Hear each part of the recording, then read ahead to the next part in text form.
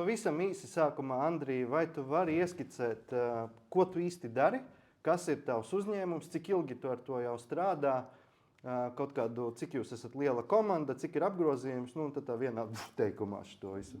Daudz jautājumu. Sāksim ar pirmo monetizers. Esmu CEO uzņēmuma monetizers. Monetizers, esmu latviski pičot nemāk, angliski var pastāstīt.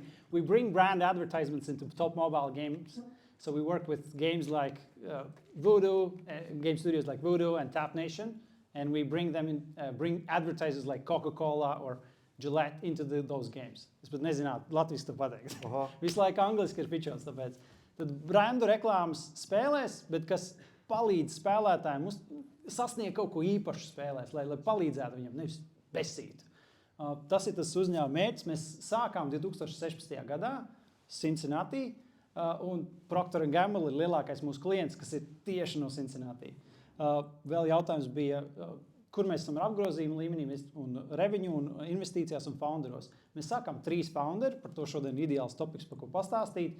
Revenue ziņā mērķis ir nākošais gads sasniegt 4 miljonus apgrozījumā, un tieši mēs esam šogad noslēdzuši 4 miljonu investīciju raundu. Tagad ir spēks, un Procter & Gamble mūs spiež uz papēžam, lai uztaisītu kaut ko vēl lielāku. Tā 7 gadi jūs ar to strādājat, ja? Un vai pa tiem 7 gadiem ceļš bija tā kā šitā, vai ceļš bija šitā, vai kāds bija tas ceļš? Ceļš bija vairāk šitā, un tagad pēdējā gadā vai 2 gados ir iet uz augšu. Tagad ir ļoti, ļoti ilgu laiku gāju uz leju. Tāpēc bija tāds, mēs neesam atraduši, mums ideja ir, komanda ir. Nē, komanda nav, viens founders ir laimīgs. Tad pivots gandrīz nomirām, nauda beidzās kontā, tad atkal mēģinājām visu laiku, bet iet uz leju līdz tam brīdim, kamēr ir tā iekšējā ticība un sajūta, viss makes sense.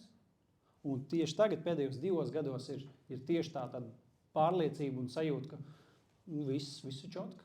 Bet es pareizi saprotu, ka 5 gadus bija tā, ka visi švaki. Jep. Kāpēc jūs nepadevāties? Nepadevāmies, tāpēc, ka ir tāda ambīcija un gribās pašiem sev pierādīt, ka mēs to varam. Un es un co-founders Mārtiņš, mēs bijām Vācijā bārā un tad domājam, ko mēs gribam sasniegt un kas ir tas mūsu kopīgais mērķis. Un mēs paši vienojāmies, ka mēs gribam uzbūvēt kaut ko tādu, kas ietekmēs miljardus cilvēkus. Vai tas būs dolāros vai cilvēkos, un tad tā ir tā deksme, kur es viņu pušoju un viņš pušo mani, un mēs nesanāca, mēģinām savādāk, mēģinām kaut ko citu. Bet tā kopīgā vienošanās un tā vēlme sasniegt kaut ko milzīgu, tas vēl joprojām ir mūsos. Tāpēc 5 gadi bija. Ok, bet es esmu dzirdējis, ka jūs pa ceļam vienu co-founderi tomēr pazaudējāt. Izkrita no tā vilciena. Jā. Tu vari pastāstīt vairāk? Cerams, ka nevienam tā nenotiks joks. Sākotnēji mēs ar Mārtiņu bijām bārā un mēs vienojamies, ko mēs darīsim. Un tad mēs sapratām, ka mums vajag tehnisko co-founderi. Mēs bijām tādi 2 biznesa čaļi. Es māku pārdot, viņš produktu būvēt, bet kodēt neviens nemācīja. Tad mēs sapratām, mums vajag kādu tehnisko, lai no investoriem dabūtu naudu. Un mēs viņu visu laiku tusējāmies un bijām kopā un hackathonos piedalījāmies, bet nebija tā co-founder līdz sajūta pašā sākumā oriģināli. Un mēs, ar mums visu laiku esi kopā, vai būs tehniskais co-founders. Un tāpēc mēs vienojāmies, ka dibināsim trietā. Un tas attiecīgi ietekmē arī to vīziju, kāpēc mēs to darām. Jo es un Mārtiņš mums bija vienošanās. Mums vēl joprojām attiecības ir super, attiecībā skalā 5, ja? Kas bija augstākais. 4. Tad mums ir 5 šobrīd. Ir. Bet ar to 3. co-founderu nebija tā. Un tad visu laiku mēs rīvējāmies, tad, kad nevajag. Un jāstrādā pie produkta, jāpārdod klientam. Un, kāpēc mēs te runājam par kaut kādu citu lietu? Mēs bijām Cincinnati rekord. Mums bija pirmā investīcija $5,000. Naudas pašiem nav. Skaidrs nopirkām matračus Ikejā, guļam uz grīdas.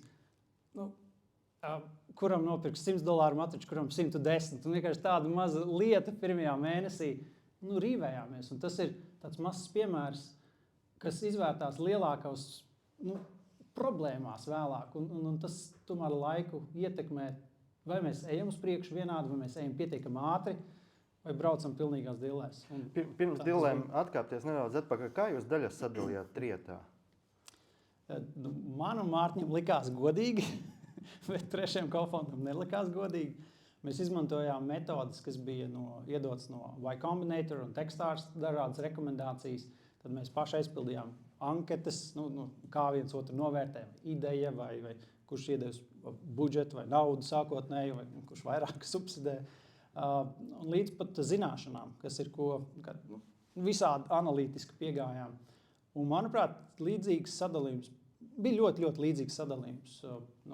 Mēs bijām gandrīz uz 33% robežas, vienam 33 vai 34, otram 31 un varbūt pēdējiem mazāk. Tad kuram bija vairāk, kuram vismazāk bija? Man un Mārtiņam bija augstāk. Un starp jums diviem?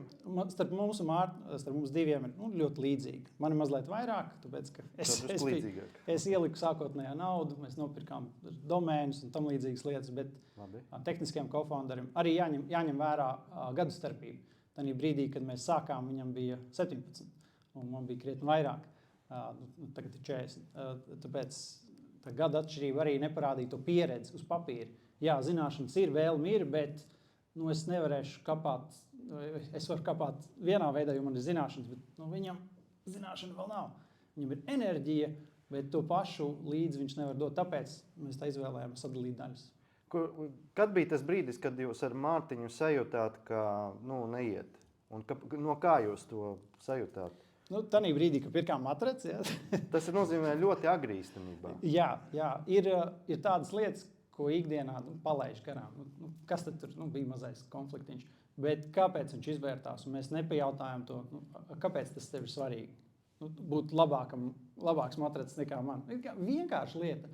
Bet tas viss beigās, kad mēs šķirāmies, sapratām, tas novērtējums daļu viņu grauza tik daudz, ka viņš nebija apmierināts ar visu kopējo situāciju. Tāpēc viņš bija rageous, kā es kaut ko varu izcīnīt. Bet vai tas nozīmē, ka daļām tikai ka daļas bija problēmas cēlonis? Es domāju, ne tikai, arī kopējā vīzija.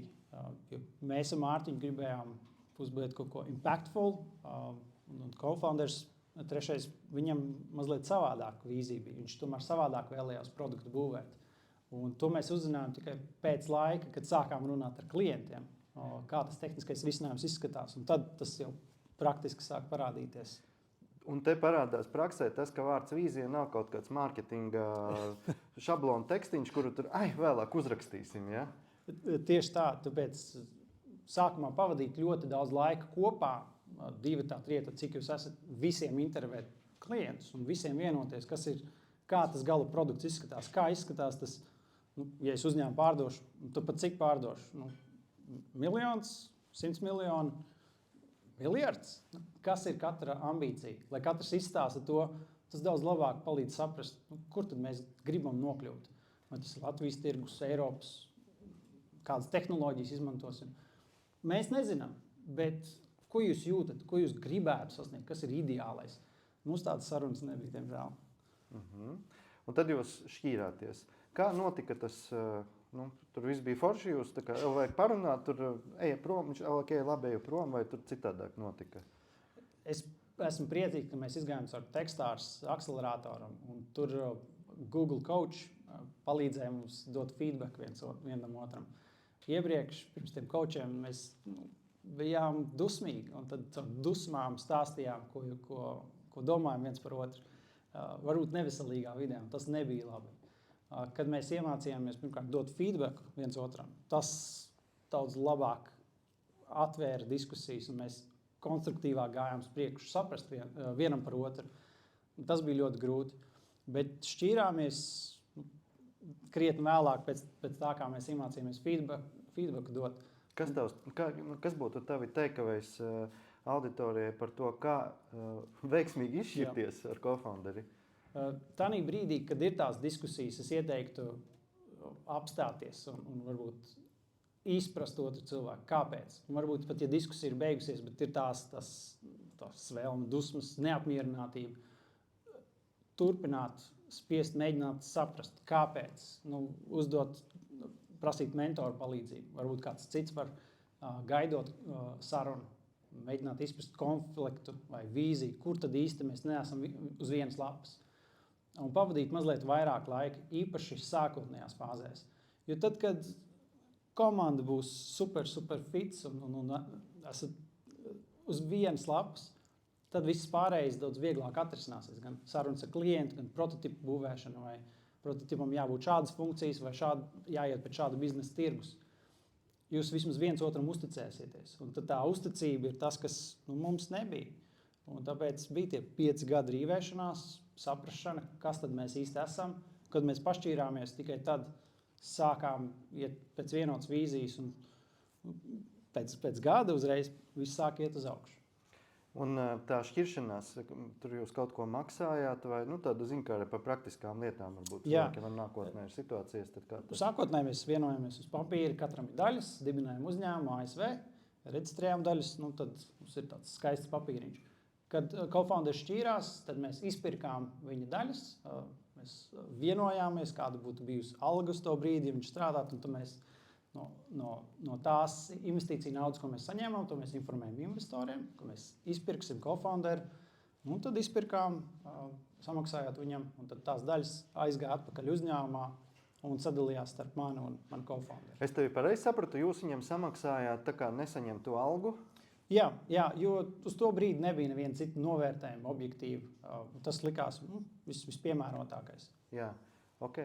Un pēc tam, kā jūs sadalījāt ar Mārtiņu tās, jūs tagad esat 2 īpašnieki, kā jūs savstarpēji sadalījāt daļas? Proporcionāli palika tāpat kā iepriekš. Gandrīz puse, ja? Jā. Okay. Un mēs ar Mārtiņu bija maza saruna, vai viss ir kārtībā. Jā, viss ir kārtībā, un tad proporcionāli sadalījām. Tā kā es ceru redzēt Mārtiņu atbild līdzīgi tā kā man augstajā galā. Labi. Tu pieminēji uzticību, uzticības trūkums, problēma, tad bija uzticība un tad sāka lietas notikt. Atkal, tas vārds dažreiz var šķist tāds soft, neko nenozīmējoši, bet tomēr, kāpēc tu to vārdu pieminēji un mazliet atveram šo tēmu? Ja es neuzticēšos manam co-founderam, es pārbaudīšu, ko viņš dara, vai mēģināšu pārliecināt, lai viņš tad dara pa manām. Es atceros, kā es darīju. Lieku pavadīsim laiku nevajadzīgā diskusijā. Tad nedēļā 5 dienas. Pirmdienā ir plānošana, ja pirmdienā aiziet strīdoties, nevis 5 dienas tev darbam, kā startupam bija 4 dienas. Un tu pa vidu, vēl kaut kāds konflikts. 3 dienas ir. Tad tas radikāli samazina kopējo efektīvu darba stundu daudzumu. Un tas rezultāts nenāk tik ātri, kā gribētos. Tāpēc ir daudz vērtīgāk pavadīt laiku uz vienas vietas. Liekas, ka mēs nekur nekustamies, nav progresa. Taču, kad esam uz vienas lapas, tad ir saķer. Un, kad ir saķer, tad mēs varam kustēties daudz ātrāk. Tu pieminēji vēl vienu interesantu vārdu saķere. Pakomentēji, kas tas ir? Tanī brīdī, kad es varu saprasties ar manu co-founderu no pusvārda, bieži vien ir bijuši sazunas ar klientu. Man viņš sazvanās, stāsta, notika tā un šitā. Ok, sapratu, daram šitā. Ok, mūsu sazvans pēc 3 minūšu, viņa sazvana ar klientu ir 3 minūtes. Īsāks. Es saprotu viņu no pusvārda, ko viņš vēlas panākt, kur mēs ejam uz priekšu, kādus lēmumus viņš pieņemtu. Un izrādās, ka es lēmumus pieņemtu tādus pašus, kā viņš izteiktu.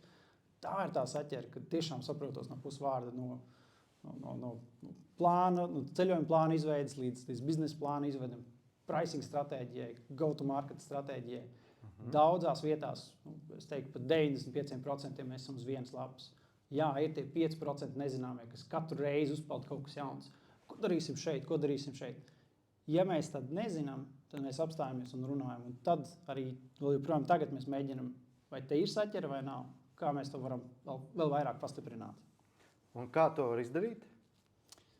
Sarunas, jautāt, kā tu domā, vai es tam piekrītu vai nepiekrītu un kāpēc. Ir ok nepiekrist viens otram un pieņemt lēmumu. Okay, es šajā lēmumā par cenu stratēģiju tā nepiekrītu. Okay, vienojamies par šādu testu un tad pēc kāda laika redzēsim, vai tavs plāns strādā vai nestrādā. un kustēties ātrāk, pieņemt lēmumus, iet uz priekšu. Pēdējais jautājums no manis pirms auditorijas. Kaut kādi 2-3 grābekļus, kā tu esi uzkāpis attiecībā uz co-founderu attiecībām? Wow. Sākotnēji ir pieņemt co-founderus darbā, vai nevis darbā, bet pieņemt co-founderus kā co-founderus. Mēs pieņēmām co-founderu darbā, kas nebija pareizi. Tas ir pirmais lielais grābeklis. Mums vajadzēja tehnisko co-founderu, bet mēs pieņēmām čalu darbā, lai viņš būtu tehniskais CTO, bet viņš nebija co-founders. Un te nebija, tas ir obvious grābeklis. Starp citu, cik pagāja laiks no jūs viņu pieņēmāt un jūs no viņa izšķīrāties? 3 gadi. Aha. Respektīvi, es to gribu tagad highlightot, ka kļūdas, ko pieļāja šodien, viņu sekas izpaudīsies pēc 2-3 gadiem un ietekmēs uzņēmumu veselus 3 gadus. Jā, un pēc tam mēs pārrakstījām kodu pilnībā, lai sākām 3,5 tā. Okay. Kodu pārrakstījām no nulles un bija jāsāk burtiski gandrīz no nulles. Jā, attiecības bija zināšanas, bet produkts bija praktiski no nulles. Labi, otrais grābeklis. Atkal par co-founderu attiecībām. Ja mums balītē iet forši, nenozīmē mums jābūt co-founderiem. Aha. Tas arī bija, mēs varam iet tusēties, mēs saprotamies viens ar otru visforši. Tas nenozīmē, ka biznesa vidē mums būs tikpat labas attiecības. Kas tur pietrūkst? Kas pietrūkst? Jā. Šeit es atkal minu tās mūsu co-founderu attiecības, kur tieši šādi tas bija. Likās superīgs čoms. Vēl joprojām uzturam ļoti labas attiecības. Jā. Kas pietrūkst? Pietrūkst strādāšana kopā. Arī tagad viena no prakses, kā mēs pieņemam cilvēkus darbā, ir pastrādājam kopā. Labi, intervijas, es varu uzdot 100 jautājumus, pieņemot darbā cilvēkus, bet uztaisim vienu testienu, lai tas ir diskusija.